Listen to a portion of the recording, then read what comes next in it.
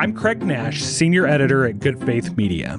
And I'm Hayoung Park, a social work and theology student. We are co-hosts of the Good Faith Bible Studies podcast, where we explore and discuss the weekly biblical text and lessons found in Good Faith magazine. We'll also share ideas for leading group discussions on each week's text and lesson. Let's dive in.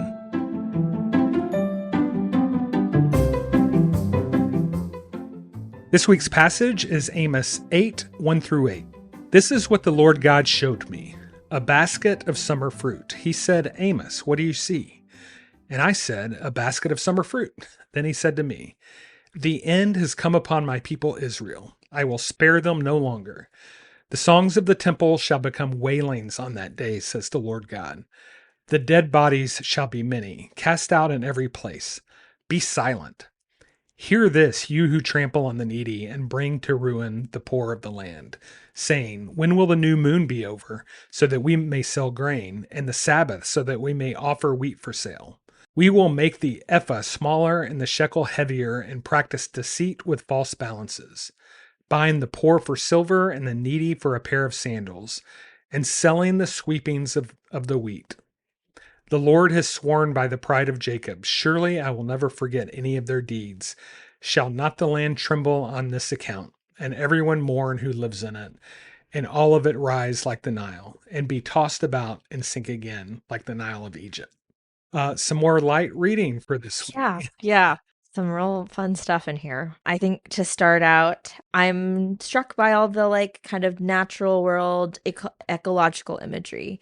First, the thing that I'm thinking about is verse 8 says, shall not the land tremble on this account? Everyone mourn who lives in it, and all of it rise like a Nile and be tossed about and sink again, which I'm actually just now realizing is a reference to the earthquake that happens in verse 1:1. Yeah. And so that's interesting. But it's speaking to this idea that when we are living in this disordered, unjust, and unreverent society, that is reflected in the land and how at a metaphorical level, but also at a physical level, which is true for us today too.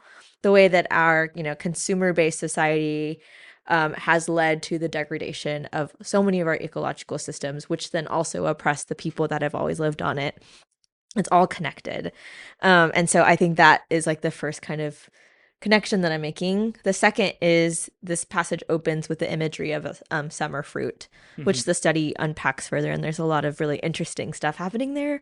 But one is just knowing the rhythms of creation, that summer is followed by autumn, and that when you're in summer, you have these fruits that are gonna get ripe, really, really ripe, and then go bad really quick. And then you have autumn, which is a season where there's not as much harvest. I think that's a really helpful thing to tune into and read into our understanding of the Bible. Yeah, it's another variation on a theme, which is, and maybe by the time the original readers got to this point, they'd be like, okay, I know that this sounds good, but it's probably not going to be good. Right.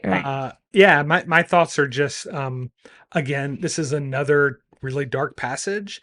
And I was reminded as I was reading this that books of the Bible are usually meant, some of the Old Testament passages are scraps of materials from here and there, many people think. Mm-hmm. But for the most part, they're best read when they're read all at once. Oh, yeah. And I just wondered, what would be easier, to read Amos all at once or to stretch it out over the course of 4 weeks like we're doing now? Yeah. And then just from within the passage, this line struck me.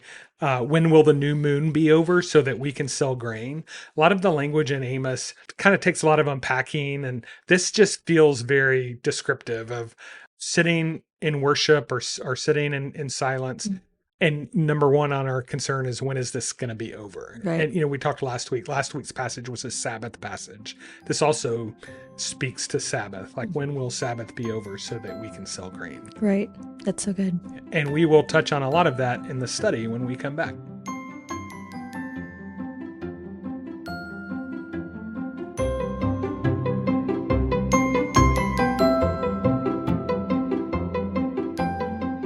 So this week's study is also done by Tyler Tankersley, who's been doing all the Amos studies for us so far. And I think the thing that really stuck out to me in the curriculum is he focuses on Walter Brueggemann's interpretation of this as the sin of multitasking. So, Craig, you talked about like how people are waiting for the new moon to be over so they can go back to making all their money. And like that is the sin of multitasking. Not only the idea that we can do multiple things at once, but we can do multiple things that have competing like maybe like provocative angles or even gods behind them, right? One is worship of God and love of neighbor. The other one is worship of self and security and exploitation. And so I think that was just like really provocative to me, especially as a grad student that kind of feels like I'm always like looking for the next thing to do and always looking to maximize my productivity. Like I have definitely been in class pretending to listen to a lecture while doing homework for another class. I've never done that. Right. And like all of that is getting at that internal impulse of like, I have to be more than what God has created me to be.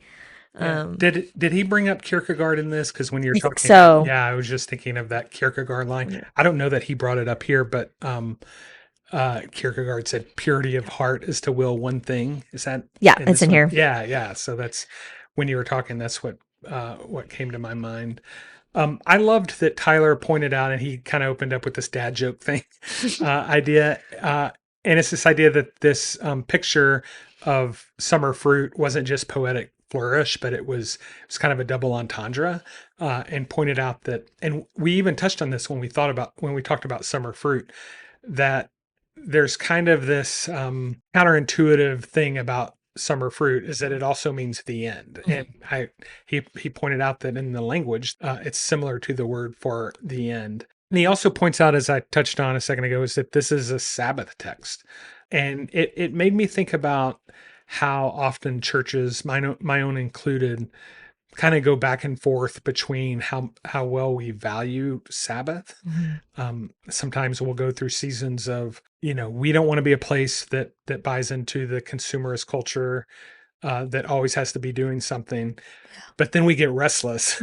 Like, we're not doing it now. What if someone comes and they don't have anything to do? Yeah. And so it's just a challenge for us to be an alternate voice in the world. This is actually a different kingdom, a different way of doing things. Yeah. Even when we are practicing rest, we are doing that in a way that is liberating for all, and doing that again with that purity of heart, that like, even when we cease from work, we're allowing other people to experience that rest as well. We'll be back in just a minute to talk about how you can teach or discuss this in your church groups.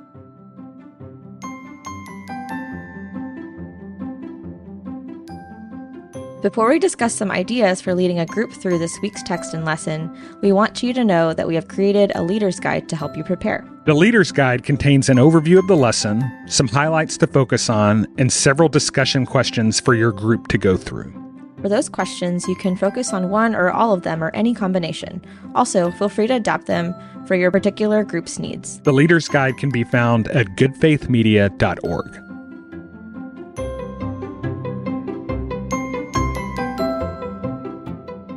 So we were just talking about multitasking and this idea of like pressuring ourselves to be in more than one place in a singular moment. And I think one really easy way we can embody this, which it's not the same as being, like an exploitative business owner, but is actually turning our phones off when we enter into our Bible studies or our Sunday schools, etc., as just a tangible way to say like, we're committed to being in this moment. And that's where all of this starts. Yeah, I used a different example when we talked about this off mic, but I remembered a few months ago, I went to New York City for the first time ever. I'd been in airports and stuff before, but and been around the city, but for some reason never stepped in the city. And I went around to comedy clubs. That was kind of what I did all weekend. I love that. And one of the comedy clubs, one of the famous ones, the Comedy Cellar, when you walk in, they give you a plastic pouch that you put your phone in, and you can't, it's like a bank, one of those plastic, and you have to cut it open. Oh, wow. And if you do, they take you out. Oh my goodness. Yeah. But it was like the experience. And then I've also been in a concert recently. My favorite artist, Jason Isbell, at his Ryman residency, they didn't allow they didn't take up phones, but it was like kind of an honor system. Yeah. And it was like the best experience. Like, I mean, not like I didn't live half my life going to concerts without phones anyway, but still, it was a great experience. Yeah, for me, idea is just to kind of check in with each other. This is the third week in this Amos study, and to check in to see how people are feeling. Like I mentioned earlier, how this is a lot, whether you read it all at once or if you're stretching it out. It's a good opportunity to kind of gauge how passages like this make you feel. Do they make you long for more hopeful full passages? And just kind of use the opportunity to kind of share your thoughts on them. Yeah, that's good. I know that there's times when I read like these kind of more vengeful or judgmental passages. I'm like, yeah, and that applies to that person in my life or this people. And, there's lots of complex psychological processes going on there, but it's helpful to just like share that in a communal setting for sure. Yeah. Well, next week we will end this study. Talk about wanting it to end. Yeah. Next week will be the summer fruit, the end. Yeah.